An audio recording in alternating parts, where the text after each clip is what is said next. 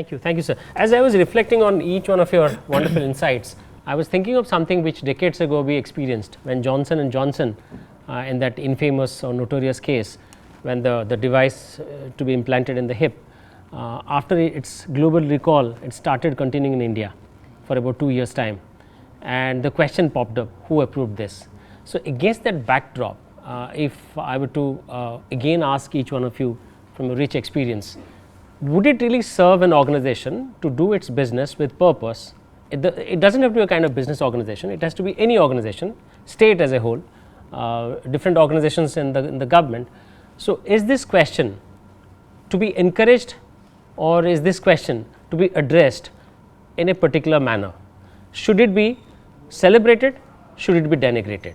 What's your take? And I put this question across to each one of you, and I would request any one of you to I take think, it. yeah, this question has to be worked out, right? Because Okay. the question of who approved, right? Is that okay? So this definitely needs a focus, and it reflects on the maturity of the organization as well, both in terms of availability of tools, the transparency of the system, culture of people leadership, right? So it reflects all of this.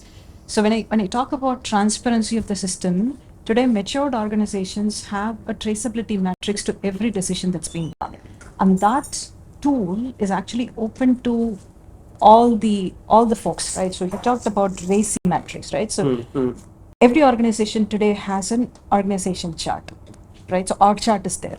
It's equally important to have a decision rights map as well, right? So in an organization chart, if there is a person designated as a director, what is that person responsible for, accountable for, and what is that person consulted for, or where information need to go afterwards, right? So I think when we are designing the org chart at every level, it's also important to have the decision rights matrix as well mapped to each of those people, so that they clearly know what their responsibilities are, right? So this is from managing the accountability ownership part of it, right? And the second part is investing on the tools, right? So I was highlighting about the decision intelligence systems, right? So do we have a lot of data available in the system? Every process need to be documented. That's where the transparency comes in. At any point in time, a person has to have a traceability to any of the decisions that's been taken, and it has to be clearly backed with the data, right? So he was talking about the PRS system, right? The person is making a decision. He's also calling out why the decision is taken, basis on what data, what that person is actually seeing, right? So with advanced systems in place, I think investing on the decision intelligent tools is also equally important for a robust organization. Great, great. I'll just put one more layer before I go over to any one of you. So, should it really make an organization more agile? Because everybody is now talking about agile with a capital A. So, what kind of an impact when such questions pop up?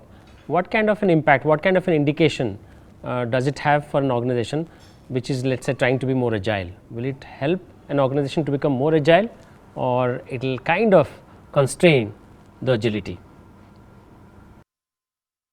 It will. See, to agree about this, but the larger context, as you rightly said, every organization is trying to build a business agility and resilience the way they are running the business. So the question of approval comes up, like this, and Akash rightly said, approval power comes with the greater responsibility of, right? And today, an organization is responsible not only for their own purpose, but they are also living in a society at large. They are responsible for many stakeholders. So when they are trying to retrospect from their work, where are the decisions being taken? To what extent his decisions are transferred to key stakeholders? I tell you one classic example by one of the bank where they were discussing about which AI tool to be deployed for fraud detection analytics. And they took a decision and invested in a AI tool, got in deployed, and certain specific fraud categories it did not detect. Now the question comes, who approved the deployment of this key? And the question here in this context is, okay, you all participate in this approval. Did you evaluate the tool for its features? Then it's a bank, right? And we pour so much of customer data. And if certain fraud detection is not happening, and it's going to be extremely vulnerable, and the banking agility goes for a task. So in that context, there's always a thinking that when you're trying to, how are we actually taking that call? So now regulators are actually asking, many way the regulators approach not only banking and financial, so they start asking, you don't want to just see approved, whether it is email or whether it is hard copy or the system. Give me a approval ration. Why did you approve? For whatever decision you have taken, for example, even rejection or acceptance. What is the rationale behind? Why did you confirm this? In fact, on a lighter note, we are asking these questions to AI now, right? Explainable AI. And we are saying, is AI fair, transparent, explainable? And we are actually asking these questions to how did you come to this conclusion, dear AI? What about humans? How did you arrive at this conclusion? And why are we taking certain decisions in the dark room silently? Can we compact certain decisions? Can we talk in public? A manufacturing company taking safety related decisions, sitting inside the boardroom, not even consulting the workers on the shop floor. Can such decision be taken in public? I think these are the questions that comes from the agility perspective. And last but not the least, when we say agile, you look at the approval matrix, the word agile itself, each letter. A stands for anticipating change. There is an element of decision making. G stands for the generating confidence among all the stakeholders, element of approval or authority responsibility. I stands for initiating actions. If you don't convert them into actions, I think the organization is not going to take the results that they are going to come on their way. L stands for liberating thinking. Creativity, innovation is now a daily affair. It's not, it has become a hackathon. And last, E stands for evaluating results or evaluating outcomes.